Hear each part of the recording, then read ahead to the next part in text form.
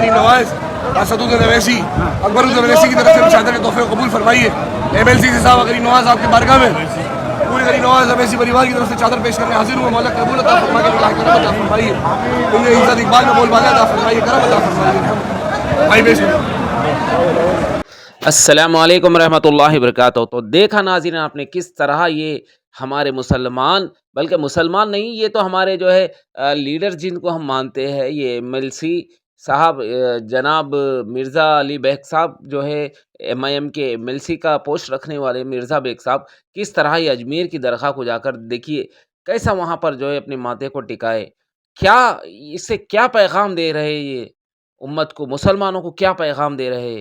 آج کہیں ایسے ہزاروں لاکھوں کی تعداد میں, جب ریسنٹلی جو عرس ہوا اجمیر شریف میں, تو لاکھوں ہزاروں مسلمان جو ہے وہاں پر جو ہے اپنی عقیدت پیش کرتے ہوئے اس طرح کے عمل کرے, تو کیا مسلمانوں کے لیے یہ چیز جائز ہے کہ وہ اللہ کو چھوڑ کر جو ہے, یا اللہ کے ساتھ کسی دوسروں کو بھی اس طرح جو ہے دوسروں سے بھی ایسی محبت رکھے, دوسروں کے بھی آگے جو اس طرح اپنے سروں کو جھکائے, دوسروں سے بھی جو ہے منتیں کرے, دوسروں کو بھی یہ کہے کہ آپ ہمارے جو ہے چادر کو قبول کر لو, آپ ہمارے آنے کو قبول کر لو. کیا ان کے لیے ان سے التجائیں کرے, ان سے منتیں کرے, کیا مسلمانوں کے لیے جائز ہے؟ آئیے جس قرآن کو ہم رب کا کلام مانتے ہیں, جس قرآن شریف کو ہم یہ مانتے ہیں کہ ہمارے نبی صلی اللہ علیہ وسلم پر وہ نازل ہوا, تو آئیے وہ قرآن حکیم کیا کہتا ہے اس عمل کے تعلق سے ہم دیکھتے ہیں. جب ہم سورہ مومنون پڑھتے ہیں, سورہ نمبر 23 کی آیت نمبر 117 میں اللہ تعالیٰ نے صاف صاف جو ہے اس بات کا اعلان کیا, وَمَن يَدْعُ مَعَ اللَّهِ إِلَٰهًا آخَرَ لَا بُرْهَانَ لَهُ بِهِ فَإِنَّمَا حِسَابُهُ عِندَ رَبِّهِ إِنَّهُ لَا يُفْلِحُ الْكَافِرُونَ. جو شخص اللہ کے ساتھ کسی دوسرے معبود کو پکارے جس کی کوئی دلیل اس کے پاس نہیں, تو اس کا حساب اس کے رب کے پاس ہے, بے شک ایسے کافر کامیاب نہیں ہوتے.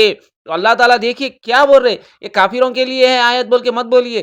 اللہ تعالیٰ بول رہے جو ایسا عمل کرتے ہیں جس کی ان کے پاس کوئی دلیل نہیں ہے, جن کا اس کے پاس کوئی ثبوت نہیں ہے, نہ قرآن میں سے ملتا نہ حدیث سے ملتا. اگر واقع میں ہر ولی کے لیے جو ہے اس طرح عمل کرنا جائز ہوتا, ہر ولی کے لیے عرس کرنا جائز ہوتا, تو سب سے بڑے اولیاء اکرام تو صحابہ اکرام ہیں, انبیاء اکرام ہیں, خود ہمارے نبی صلی اللہ علیہ وسلم ہے, باقی انبیاء اکرام ہیں. اگر اس طرح سے عمل کرنا درست ہوتا تو سب سے پہلے یہ تمام چیزیں, یہ بڑی بڑی درگاہیں, یہ بڑی بڑی آستانیں ان کے لیے بنائی جاتی, صحابہ کے لیے بنائی جاتی.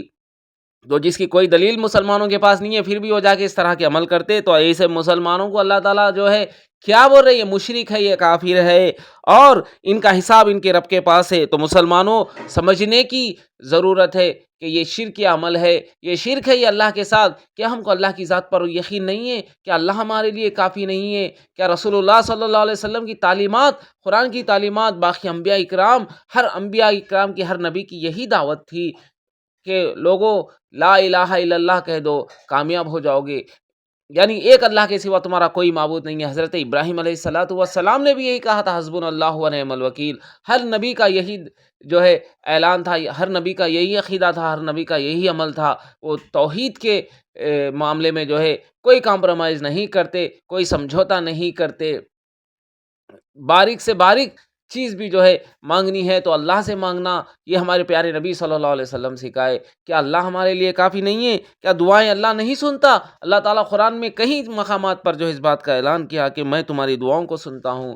پھر کیا ہو گیا مسلمانوں, کیوں اپنے آپ کو جہنم کی طرف ڈھکیل رہے ہو؟ کیوں اپنے آپ کو جو ہے, یا اپنی آل کو, اپنی اولادوں کو, اپنی نسلوں کو جو ہے جہنم کی طرف ڈھکیل رہے ہو؟ آؤ ایک اللہ کی عبادت کرو, اللہ کے سوا کسی کے آگے نہ رکوع جائز ہے, نہ سجدہ جائز ہے, نہ کسی کے لیے منتیں جائز ہے, نہ کسی کے لیے جو ہے چادریں چڑھانا جائز ہے. السلام علیکم ورحمۃ اللہ وبرکاتہ.